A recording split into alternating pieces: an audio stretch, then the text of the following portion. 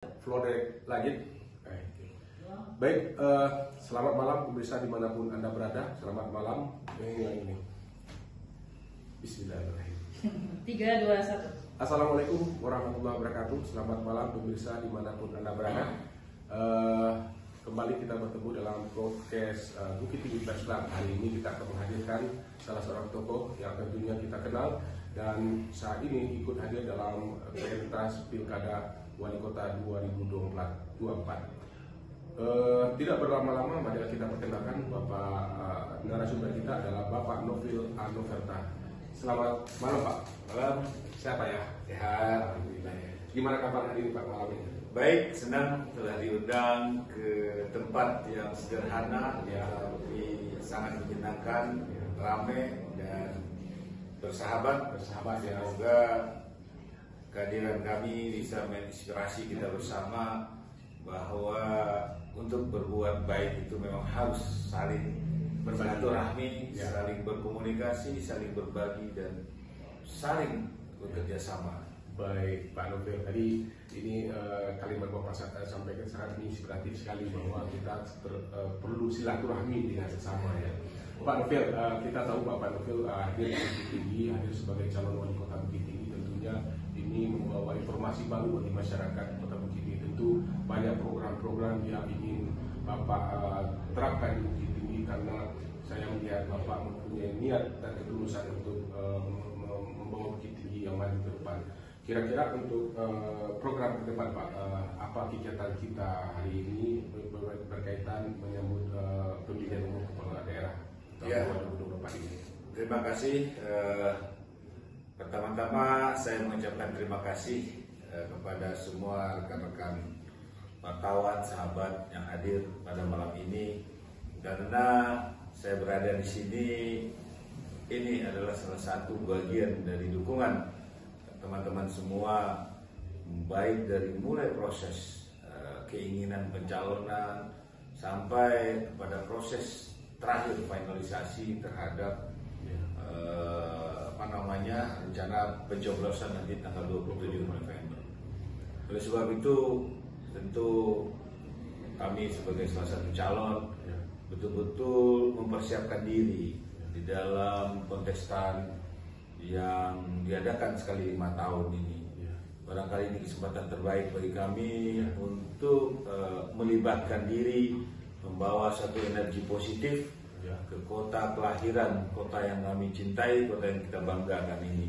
Tentu perjuangan ini tidak ada artinya kalau kita semua tidak berkolaborasi dan bersinergi agar cita-cita dan harapan mulia ini bisa kita wujudkan bersama-sama. Baik Pak, kita mungkin mau cerita di awal Pak ya.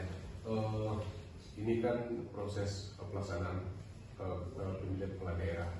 Tentunya ini tentu ada pola atau cara yang Bapak lakukan untuk masuk kepada kegiatan ini, artinya kegiatan kontestasi politik ini.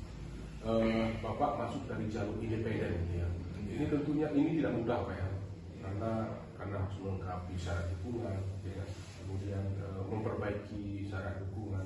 Tentu ini banyak tantangan-tantangan yang Bapak hadapi. Kira-kira bagaimana proses menurut Bapak dan bagaimana tantangan-tantangan yang Bapak lalui? Iya, ini dari awal dan mulai persiapan kami telah memprediksi dan kami telah memperkirakan bahwa untuk ikut terlibat di dalam pelaksanaan kontestan pesta serentak pilkada ini tidak hanya diperlukan satu niat baik saja, tapi harus persiapannya harus sempurna. Tidak hanya fisik, tetapi juga kita harus siap dengan finansialnya. Terutama adalah bagaimana kita siap dengan kapasitas, kemampuan dan persiapan diri yang betul-betul harus dipersiapkan dengan sungguh-sungguh. Kami tentunya dengan niat baik ini dan pengalaman yang sudah kami lakukan belakangan ini membuat kami percaya diri dan Maju, ya. siap bertarung Ya. dengan sahabat-sahabat kami yang ikut di dalam kontestan. Baik, ini luar biasa sekali Pak. Tentu ini semangat yang tinggi dan itu perlu kita hormati dan kita hargai, bahwa tentu masyarakat Bukit Tinggi banyak juga yang tidak kenal dengan profil Bapak Novel Time. Mungkin untuk memulai ini mungkin kami ingin tanya dulu, Bapak dulu di Bukit Tinggi mengawali karir dan belajar di Bukit Tinggi, bagaimana ceritanya sampai ada dan ingin maju ke pemilihan wali kota ini? Iya, banyak yang bertanya-tanya dan menyampaikan bahwa saya ini adalah bukan orang Bukit Tinggi, Iya. dan saya tidak banyak berbuat terhadap Bukit Tinggi, dan barangkali dan wajar-wajar saya pikir, karena memang kami hanya di Bukit Tinggi sampai tahun 90-an dan melanjutkan aktivitas banyak di luar Bukit Tinggi. Tapi saya sampaikan malam ini bahwa kami dilahirkan dan dibesarkan di kota Bukit Tinggi ini. Bersekolah dari sekolah dasar sampai SMA, sekolah dasar TK di Pertiwi, SMP Negeri 1 Bukit Tinggi, SMA Negeri 1 Bukit Tinggi, dan baru selesai tahun 90 dan baru melangkahkan kaki untuk bertarung sebagai putra Bukit Tinggi bersaing di Pulau Jawa. Jadi setelah Bapak sekolah di Bukit Tinggi, tentu ini kan prosesnya berkarir di luar daerah. Ini apa saja kegiatan Bapak di luar daerah sehingga ingin termotivasi ke Bukit Tinggi itu membangun Bukit Tinggi? Ya, saya tambahkan sedikit bahwa orang tua saya juga dulu bersekolah di Bukit Tinggi. Beliau adalah lulusan pertama di APDN. Kalau teman-teman tahu, ini APDN yang di Tembo ini.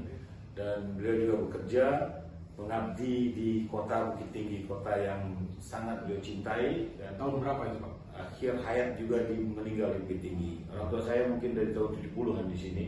Dulu di APDN angkatan pertama, kemudian jadi dosen di APDN, kemudian jadi camat pertama di Mandiangin Kota Selayar, kemudian berkarir di Pemko Bukit Tinggi, di posisi dulu Kabak Pembangunan, kemudian langsung pindah lagi ke Kepala Dinas Pasar Kota Bukit Tinggi, dan kemudian Kepala Dinas Pendapatan Kota Bukit Tinggi, dan terakhir beliau meninggal di posisi Ketua BP7 Kota Bukit Tinggi. Itu tahun 91 beliau meninggal di usia yang cukup muda, masih umur 49-50 tahun pada waktu itu. Nah, saya setelah menyelesaikan strata 1 saya di Bandung pada waktu itu, dan saya sudah banyak aktivitas di seluruh Indonesia pada waktu itu, dan saya banyak berkarir, menghabiskan aktivitas saya dulu pertama di bidang agrobisnis. Pada waktu itu saya bekerja di PT Kiani Kertas. Kiani Kertas ini adalah suatu perusahaan terbesar waktu itu di Kalimantan Timur. Kemudian saya melanjutkan pekerjaan saya ke grupnya Humbus Group, tapi saya khusus di bidang agrobisnis juga. Saya banyak menimpa ilmu di bidang persawitan pada waktu itu. Perkebunan juga ya? Perkebunan. Dan saya pensiun waktu itu di usia muda juga di tahun 2017, karena memang saya telah memutuskan kehidupan ini untuk lebih banyak berkolaborasi dengan kegiatan sosial, Kegiatan kemasyarakatan. Pada waktu itu saya mencapai karir tertinggi saya pada waktu itu menjadi beberapa direksi di perusahaannya Pak Tommy Soeharto pada waktu itu.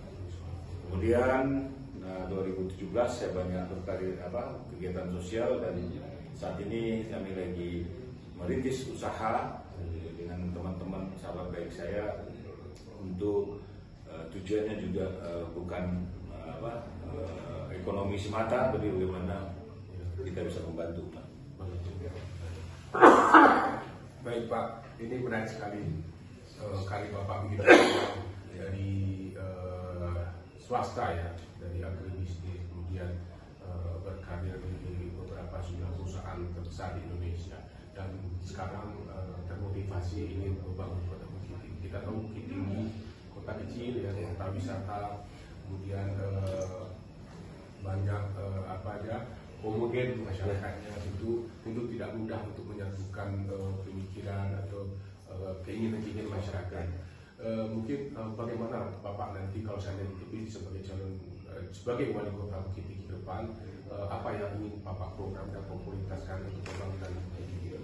Ya, inilah mungkin kelebihan saya dari yang teman-teman lain ya, karena memang kami 10 tahun terakhir ini telah banyak melibatkan diri ini untuk melakukan kegiatan-kegiatan sosial. Ya.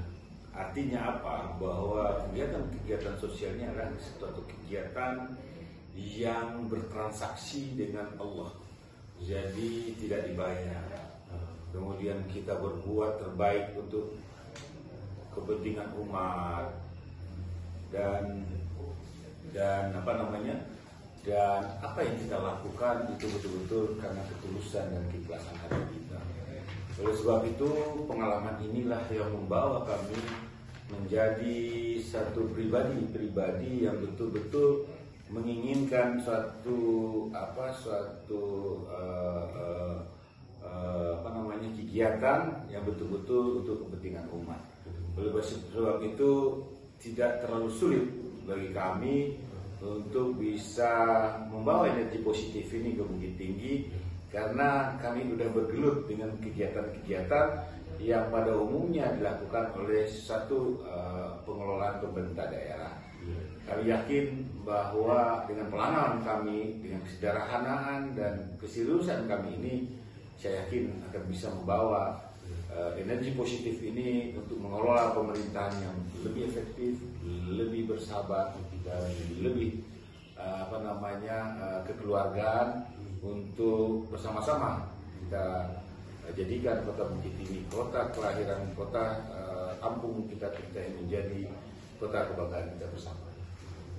Ya, baik Bapak, tadi juga yang Bapak sampaikan bahwa ini ketulusan ini perlu juga dari seorang pemimpin, karena ini diawali dengan keikhlasan untuk membangun kota Bukit Tinggi, Pak. Tadi Bapak bilang bahwa tentu di dalam pembangunan kota Bukit Tinggi kita harus juga meningkatkan silaturahmi dengan seluruh elemen, seluruh paguyuban. Tentunya ini kan tidak mudah untuk menyatukannya. Kira-kira bagaimana formula yang bagus baik agar supaya masyarakat yang kemudian terkota-kota kemudian ini bersatu bersama untuk membangun kota Bukit Tinggi? Ya, itulah yang harus dipunyai oleh seorang pemimpin.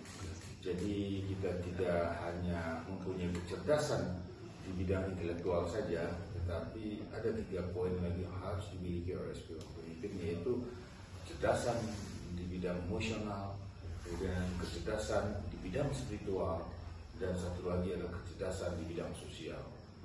4 kombinasi kecerdasan ini yang harus dimiliki oleh seorang pemimpin, sehingga dia menjadi pribadi tidak hanya pintar, tetapi peka terhadap masyarakatnya, peduli terhadap rakyatnya, dan juga mereka juga orang-orang yang memang melakukan segala tindakan itu berdasarkan syariat Islam, khususnya di kota Bukit Tinggi. Jadi kita tahu bahwa Bukit Tinggi kota sejarah juga, Pak, ya, kota kelahiran Bung Hatta. Tentu banyak di sini tempat-tempat sejarah sebagai tempat wisata juga. Gitu. Menurut Bapak sosok seorang proklamator Bung Hatta menurut Bapak, ya. Jadi kita review sedikit. Kira-kira ini cocok untuk membangun kota Bukit Tinggi yang sederhana, kemudian dia welcome kepada masyarakatnya. Bagaimana Bapak? Ya, ini yang harusnya kita contoh. Kita tahu tokoh-tokoh nasional semuanya banyak lahir dari kita, khusus Bung Hatta yang melahirkan ekonomi kerakyatan. Ada gedung bersejarahnya di kota Bukit Tinggi ini. Dan ini harus kita tiru lah, generasi-generasi penerus, khusus generasi-generasi muda sekarang. Harus banyak belajar membaca sejarah, harus banyak belajar mempelajari autobiografi, khususnya tokoh-tokoh nasional yang lahir dari Kota Bukit Tinggi. Dari situ kita bisa banyak tahu ternyata menjadi orang sukses itu bukan datang dengan tiba-tiba, tetapi harus menjalani proses yang luar biasa. Harus kita pahami bersama bahwa usaha-usaha proses inilah menjadi kebanggaan, bukan hasilnya, tapi proses bagaimana supaya proses menjadi untuk berhasil. Ya, kita tahu bahwa proses itu sangat penting ya, bahwa hasil itu tidak jadi langsung, ya, harus berproses. Pak, kan ada juga berpendapat di tengah masyarakat, ada yang menganggap pesimis tentang pencalonan ini, ada yang optimis. Menurut Bapak bagaimana sikap dari masyarakat untuk menanggapi calon-calon wali kota yang akhirnya? Ya itulah saya sering sampaikan kepada setiap ketemu dengan masyarakat yang kadang-kadang keliru cara pemikiran ini. Ya. Ini situasi yang membentuk mereka. Kenapa kok datar-datar saja menyambut pesta ini, pesimis dengan pencalonan-pencalonan yang ada. Nah disinilah kita harus menunjukkan bahwa kita beda dengan dengan yang lain. Karena bagi kami pertarungan berjuang ini adalah satu langkah awal untuk melakukan perubahan di semua lini, bukan hanya perubahan ekonominya, malah perubahan ini harus kita tunjukkan sebagai seorang pemimpin. Kami pribadi telah menyiapkan diri kami untuk menjadi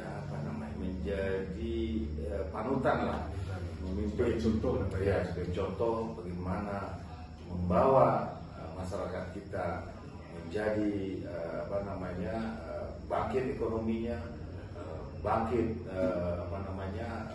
bidang-bidang yang lain, sehingga apa yang menjadi tujuan kita bersama membawa masyarakat kita lebih makmur, sejahtera dan bahagia. Pak, sekarang ini kan ada juga pertanyaan dari masyarakat tentang Kota Bukit Tinggi hari ini ya, terutama dari sisi pembangunannya, kemudian dari sisi kepemerintahannya. Apakah sejauh ini sudah efisien menurut Bapak sehingga perlu perubahan atau perbaikan-perbaikan ke depannya? Iya, tidak ada seorang pemimpin yang punya cita-cita, punya harapan dia akan menghancurkan atau merusak tatanan yang sudah ada ini. Semua pasti punya harapan untuk berkembang, maju, modern, mengikuti perkembangan zaman. Saya yakin semua calon-calon sekarang inilah putra-putra terbaik Kota Bukit Tinggi. Sebab itu saya sering sampaikan, pilihlah di antara 4 yang terbaik dengan logika dan pemikiran yang betul-betul untuk menjadikan seorang leader yang mempunyai jiwa leadership untuk memimpin kota yang kita cintai. Kadang-kadang karena pengalaman, karena kebiasaan, itu menjadikan suatu pembenaran. Makanya di kesempatan yang bahagia ini kami ingin mengajak semua lapisan masyarakat agar bersama-sama kita melaksanakan pilkada ini dengan satu semangat, satu kegembiraan, satu kekuatan. Siapapun nanti yang menjadi pemimpin di Kota Bukit Tinggi ini harus kita dukung dengan ikhlas dan sepenuh hati agar kolaborasi antara seluruh lapisan masyarakat dengan pemerintah daerah bisa berjalan dengan baik. Tidak ada satu hasil terbaik kalau kita tidak lakukan dengan satu bentuk kerjasama, saling berkomunikasi, saling berbagi, dan saling bekerjasama untuk mewujudkan cita-cita yang baik. Jadi menarik sekali Pak, ini kan suatu proses yang perlu kita lalui dan ini tidak mudah dilalui, untuk dukungan finansial, untuk dukungan dari para simpatisan juga. Dan tentu sekarang ini sudah menjelang pilkada puncak pelaksanaan pemungutan suara. Kira-kira Pak, apa kegiatan kita hari ini Pak untuk agar dikenal oleh masyarakat? memang kami sebagai salah seorang calon baru lah ya, yang bisa diberi kemudahan oleh Allah bisa ikut bertarung di dalam pilkada yang akan dilaksanakan dalam waktu dekat. Tidak mudah dan tidak gampang juga bisa menjadi bagian daripada keikutsertaan serta kami ini di dalam pilkada ini. Nah, seperti yang disampaikan tadi, penuh perjuangan, penuh tantangan, penuh rintangan-rintangan, sehingga kami bisa berada di sini di dalam kondisi kami ikut di dalam 4 kontestan yang bisa tampil di dalam pelaksanaan ini. Ini suatu nikmat Allah kepada kami dan seluruh tim untuk menyelesaikan amanah dan tugas ini sampai akhir, dan kami sekarang masuk kepada tahap kampanye dengan melakukan aturan-aturan main yang telah ditetapkan, yaitu salah satunya adalah mendatangi semua warga secara bertahap untuk menampung aspirasi-aspirasi, masukan dan keinginan-keinginan mereka ini agar bisa kita akomodir nanti di dalam menjalankan roda pemerintahan ini. Saya sudah 2 minggu melakukan ini.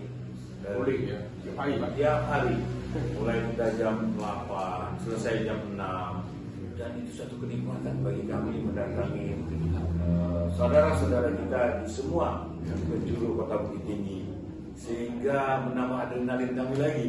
Setelah bertemu dengan mereka, mereka bercerita, ada yang bercerita dengan penuh semangat, ada yang bercerita dengan penuh kesedihan, ada yang bercerita dengan penuh kegalauan.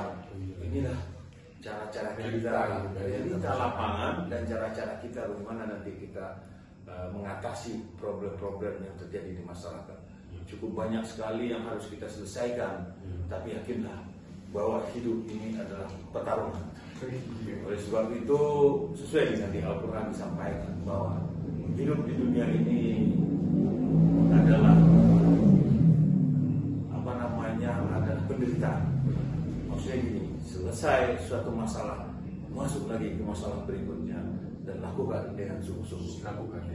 Ini satu prinsip bagi kita. Asal kita niat ikhlas dan tulus, selesai suatu masalah, kita masuk lagi ke masalah yang berikutnya, dan harus selesaikan dengan sungguh-sungguh. Mungkin dari perjalanan Bapak ke keliling Kota Bukit Tinggi, keliling datangi masyarakat, ada keluhan yang kita perlu sikapi? Iya, terutama dengan kondisi sekarang. Mungkin barangkali sebagian besar rakyat kita di Bukit Tinggi ini berprofesi sebagai pedagang dan pedagang kecil. Mereka betul-betul mencari nafkah untuk bagaimana bisa mengisi atau bisa makan hari ini aja. Bukan mereka pikirkan lagi bagaimana makan besok, bagaimana mau beli rumah, bagaimana mau sekolah. Tidak. Nah, ini kita dapat dari sentuhan-sentuhan kita datang ke rumah warga. Saya melihat di sini masih banyak tugas-tugas mulia dan penuh tantangan yang akan diemban oleh siapapun yang menjadi pemimpin di tempat itu. Tapi yakinlah bahwa yang kita urus ini adalah kepentingan rumah.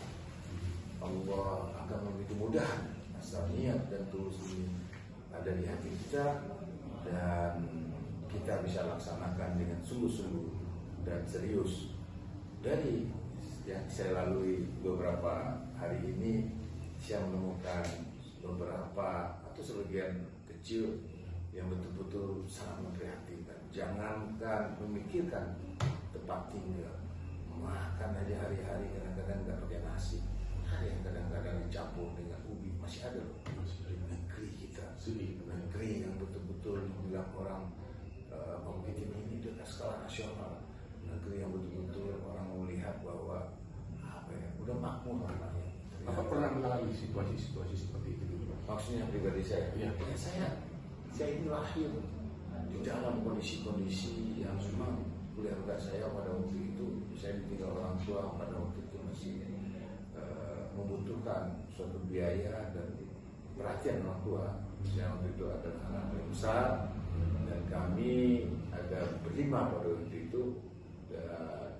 Orang tua saya meninggal di usia muda dan kami harus berjuang bagaimana keluarga itu bisa hidup, bisa eksis dan bisa bertahan dalam situasi yang tidak nyaman. Tapi saya waktu itu punya prinsip bahwa ada quote orang-orang terbaik selalu lahir dalam kondisi yang tidak nyaman. Dengan satu prinsip hidup itu, ternyata setelah saya jalani dan kita lalui dengan ketulusan, kita bisa keluar dari kondisi-kondisi yang tidak nyaman. Ada jalan gitu ya. Kadang-kadang kita tidak percaya dengan pertolongan Allah, kita tidak yakin dengan keberadaan Allah, kita kadang-kadang selalu yakin dengan pertolongan manusia. Tapi saya alami itu sejak saya tinggal orang tua. Saya selesaikan tanggung jawab orang tua, tanggung jawab orang tua dengan baik, dan saya saat ini bisa berada di dalam posisi ini karena keikhlasan dan ketulusan membantu keluarga, menjadi tulang punggung keluarga. Tidak hanya keluarga saya, tapi adik-adik saya, keluarga besar saya, kita perhatikan, kita dukung, dan kita ikut terlibat di dalam proses kehidupan. Baik, kita sudah berada di penghujung waktu, Pak. Mungkin terakhir pertanyaan, statement closing, Pak. Apa harapan Bapak berkaitan dengan pemilihan kepala daerah ini? Ya, saya berharap semua putra-putra terbaik yang hadir di dalam pemilihan pilkada ini, mari kita penuh keikhlasan dan tulus ikut berniat menjadi pemimpin terbaik di Kota Bukit Tinggi. Saya pribadi, saya telah mewakafkan diri saya untuk mengurus umat ini, bukan hanya menjadi atau kepengen menjadi wali kota, tapi dari beberapa tahun terakhir ini kami telah mewakafkan diri kami ini untuk mengurus umat, khususnya masyarakat luas. Karena hidup itu bukanlah menjadi yang terbaik, tapi bagaimana berbuat baik untuk kepentingan umat. Menarik sekali, Pak. Terima kasih, Pak, atas kedatangannya di Beslar. Yang mudah-mudahan ke depan apa yang Bapak hadapi nanti sukses hendaknya nantinya. Ya, terima kasih teman-teman semua. Kali ini awal pertemuan kita, saya berharap saya bisa selalu memberikan inspirasi agar kita bersama-sama bisa bergandengan tangan bagaimana membentuk satu kerjasama, kolaborasi dan sinergi agar kota menjadi kebanggaan kita bersama ini, menjadi kota yang nyaman, bersih, teratur dan berbudaya. Ini bukanlah tugas saya saja atau tugas pemerintah saja, tapi tugas kita bersama agar semua yang menjadi harapan masyarakat ini kita wujudkan dengan satu tekad, kerja keras dengan sepenuh hati.